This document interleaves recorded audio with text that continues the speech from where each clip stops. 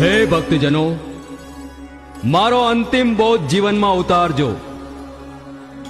ગતના ગોઠીએ વાદ વિવાદ ને નિંદા ચેષ્ટા કોઈની કરવી નહીં. ગુરુ સેવા એ પ્રથમ પદ જાણો. પરોઢીએ ઉઠી પ્રથમ અલગધણીનું નામ સ્મરણ કરવું. 9 ઇન્દ્રિયનો મેળવવો કાબુ તત્કાળ. મોહ, અભિમાન અને ખોટા સંકલ્પ કરવા નહીં. અભિમાન અને અહમ છોડવા. વાણી વધતા હંમેશા વિચાર કરવો. શ્રદ્ધા રાખજો, હું છું સૌનો અંતર્યામી અને હું છું ભક્ત રક્ષણહાર. માતા, પિતાશ્રી, તમે કોઈ ન કહેવાથી કે મોહવશ થઈ મારી સમાધિ ફરી ખોદાવતા નહીં.